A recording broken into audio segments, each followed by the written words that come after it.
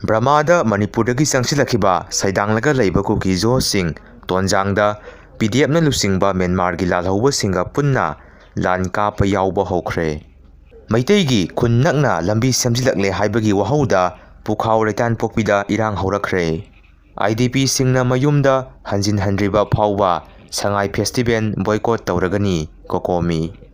India gi mahi tampham khudimakta class 3 dagi hauraga AI Artificial Intelligence ki matangda mahi tambiba hauragani. Nagaland gi Mokoksung District Ziendagi ngarang nanthokhiba mioi ahummak ngasi pulisna Sungtia village ki area dagi phagatkhre hairi. Monsang student leader mari tamthina phurakre. Prime Minister Narendra Modi na haudokhiba Jan Jeevan Mission Manipurda phaigai singthokle haibagi wakat loitri. Surachandpur henglepta hauzik AR na mioi ama pharaga punaba hotnabada kuki nupi singna irang sagatli. Rims Hospital da operation tawduna gallbladder dagi nung lauthokluba nupi ama leikhidre. Haukiba hingnong yai matung pung amarom tarakpa Rims Hospital da Thauban District Khangabok dagi miyai salabi nupi ama leikhidre. Leikidraba nupi adudi Thauban District ki Khangabok awang lekai dagi nganbi masagi sahi yankaiga humdoi kawi hairi. Mahak October gi tang kuntrada gallbladder da nung leibagi operation tawduna lautoklaba matung ngasi ICU da leikidabani hairi. Numit kuntra humdoi gi manungda thauri yanduna siba mioi ani sure. Laingakna karamba matamda IDP singbu mayumda hanjil hangani. Posco case ki wayen sahi mari gi nupi masada karan tawruba sahi humpunithoi suraba mioi ama sahi kungi phadok pikre. BJP gi thabakti panghaita haijinba amasung miyambu apangba sibani ibobi.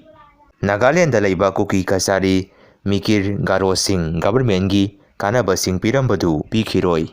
Cyclone Montha gi matung Telangana da sauna isau thoktuna mioi taragani thoi sikre mari thiba khangdana lairi.